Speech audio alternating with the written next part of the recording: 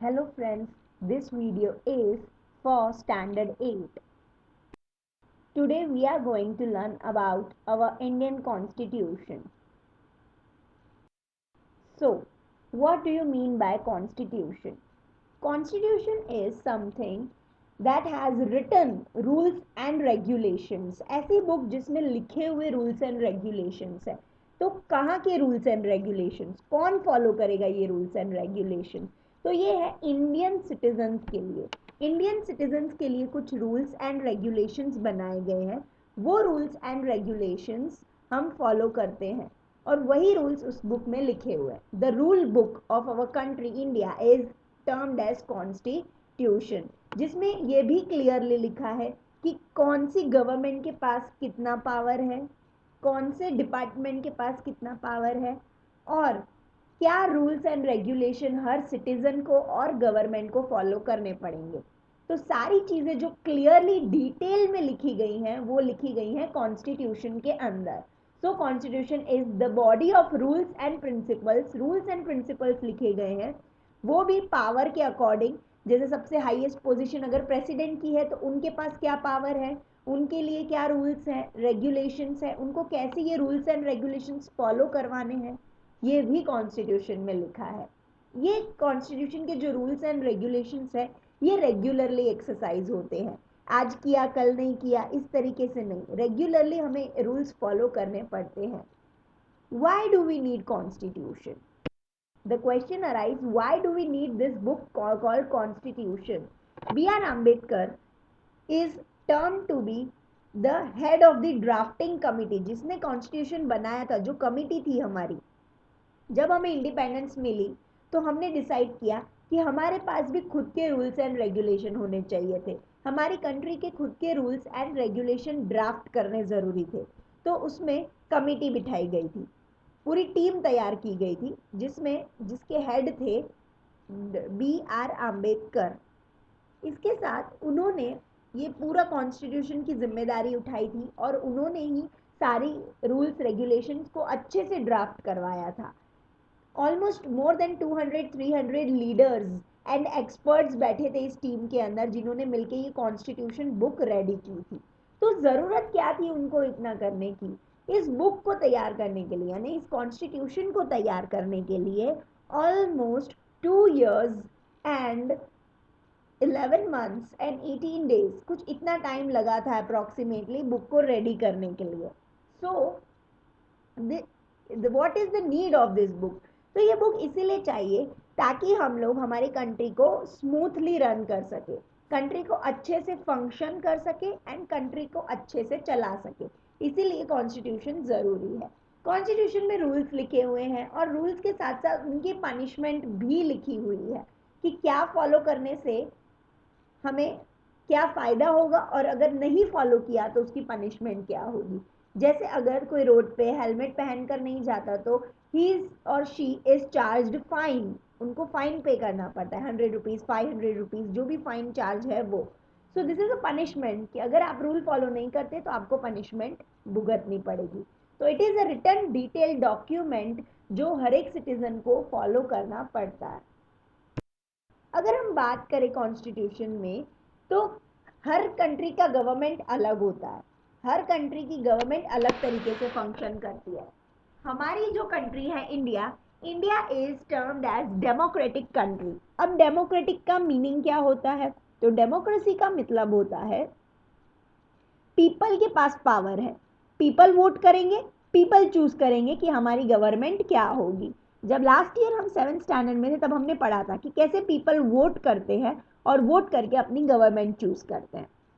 तो इंडिया के पास तो डेमोक्रेसी है, लेकिन द कंट्री लाइक नेपाल, जिसमें पहले तो किंग रूल था, ठीक है, फिर किंग रूल के बाद डेमोक्रेटिक रूल आया, but democratic rule almost 12 years जितना रन हुआ and then there was a king जिसने हैंड ओवर ले लिया कि नहीं, अब से वापस से किंग रूल आएगा. People were not comfortable, people ने उनके खिलाफ प्रोटेस्ट किया और प्रोटेस्ट करके उन्होंने बोला कि नहीं, हमारी कंट्री भी डेमोक्रेटिक होगी जिसमें हमें पावर होना चाहिए, पब्लिक के पास पावर होना चाहिए इस चीज़ का. तो डेमोक्रेटिक गवर्नमेंट क्लियरली कहती है कि उसमें कॉन्स्टिट्यूशन का सबसे ज़्यादा रोल प्ले होता है। क्योंकि कॉन्स्टिट्यूशन हमें बताता है कि क्या पावर हमारे पास है और क्या पावर हमारे पास नहीं है। कॉन्स्टिट्यूशन ने क्लियरली लिख दिया कि पावर पूरा पब्लिक के पास है। To make right decision, to choose right government is the power of people. अगर हम बात करें फीचर्स ऑफ कॉन्स्टिट्यूशन की कि ये कॉन्स्टिट्यूशन मेनली क्या डिपिक्ट करता है, so these are the features of constitution. First feature is federalism. Let's understand what is federalism. मतलब कि अब हमारी कंट्री डेमोक्रेटिक है, लेकिन कंट्री के अंदर भी बहुत सारे लेवल्स हैं। That is central government, state government and local government. तो जब सेंट्रल की बात करते हैं, हम सेंट्रल गवर्नमेंट की बात करते हैं, तो वो गवर्नमेंट पूरी कंट्री को रन करती है। अगर हम स्टेट की बात करते हैं तो स्टेट गवर्नमेंट पूरे स्टेट को गवर्न करती है। सिर्फ फॉर एग्जाम्पल, अगर सेंट्रल गवर्नमेंट रूल बना रही है तो सभी को फॉलो करना है equally for the each and every citizen of the country. और अगर स्टेट गवर्नमेंट रूल बना रही है तो each and every citizen of the state has to follow the rule. So central government and state government. तो federalism का मतलब होता है country having more than one level of government. Country having more than one level of government is termed as federalism. तो country like India and US की बात करें हम लोग, तो इंडिया के अंदर डेमोक्रेसी है, डेमोक्रेसी के साथ फेडरलिज्म भी है। नेशनल लेवल अलग एंड स्टेट लेवल अलग। So, what do you mean by constitution?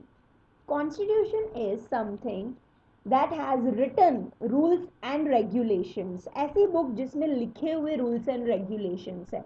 तो कहाँ के रूल्स एंड रेगुलेशंस, कौन फॉलो करेगा ये रूल्स एंड रेगुलेशंस? तो ये है इंडियन सिटीजन्स के लिए। इंडियन सिटीजन्स के लिए कुछ रूल्स एंड रेगुलेशंस बनाए गए हैं।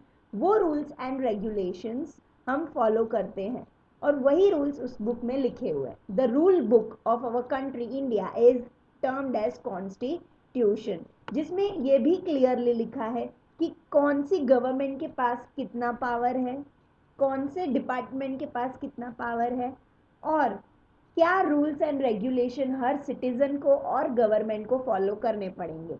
तो सारी चीज़ें जो क्लियरली डिटेल में लिखी गई हैं वो लिखी गई हैं कॉन्स्टिट्यूशन के अंदर। So constitution is the body of rules and principles. Rules and principles लिखे गए हैं, वो भी पावर के अकॉर्डिंग। जैसे सबसे हाईएस्ट पोजीशन अगर प्रेसिडेंट की है तो उनके पास क्या पावर है, उनके लिए क्या रूल्स हैं, रेगुलेशंस हैं, उनको कैसे ये रूल्स एंड रेगुलेशंस फॉलो करवाने हैं, ये भी कॉन्स्टिट्यूशन में लिखा है। ये कॉन्स्टिट्यूशन के जो रूल्स एंड रेगुलेशंस है ये रेगुलरली एक्सरसाइज होते हैं। आज किया कल नहीं किया इस तरीके से नहीं, रेगुलरली हमें रूल्स फॉलो करने पड़ते हैं। Why do we need constitution?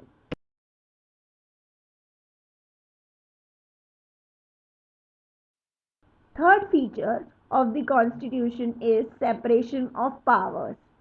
Separation of power का मतलब है कि इतनी बड़ी कंट्री है तो अकेले एक इंसान तो नहीं संभाल सकता, इसीलिए हम लोगों ने डिपार्टमेंट्स डिवाइड कर दिए हैं। अब ये डिपार्टमेंट्स करते क्या है? तो इन डिपार्टमेंट्स का ये काम है कि लेजिस्लेटिव असेंबली रूल्स बनाती है, एग्जीक्यूटिव अथॉरिटी रूल्स को फॉलो करवाती है एंड जुडिशियल अथॉरिटी रूल्स को प्रोटेक्ट करती है। तीनों ने अपना काम आपस में बांट लिया है ताकि कंफ्यूजन ना हो और काम इजीली हो सके। लेजिस्लेटिव का काम है कि न्यू रूल्स फॉर्म करना, पुराने रूल्स को हटाना, अच्छे से अच्छे रूल्स बनाना। एग्जीक्यूटिव का काम है जो रूल्स लेजिस्लेटिव ने बनाए हैं उन लोगों को अच्छे से फॉलो कराना, लोग उसको इम्प्लीमेंट करें, उसके लिए स्कीम्स, पॉलिसीज, प्रोग्राम्स बनाना। जुडिशियल यानी कि जुडिशियरी जो है कोर्ट, उसका काम है कि वो जो भी रूल्स है उनसे प्रोटेक्ट करे सिटीजन को। So this is separation of power, third feature हमारे कॉन्स्टिट्यूशन का, कि हमने पावर्स डिस्ट्रीब्यूट कर दिए हैं हमारे कॉन्स्टिट्यूशन में ताकि कंफ्यूजन ऑफ वर्क ना हो, कंट्री इजीली स्मूथली रन कर सके हम लोग, एंड ओवर बर्डन ना हो जाए किसी डिपार्टमेंट का, या मिसयूज ना हो, अपने काम की वजह से मिसयूज ना हो, इसलिए हमने सेपरेशन रखा है पावर्स का। आगे के फीचर्स हम नेक्स्ट वीडियो में देखेंगे। Thank you for watching the video.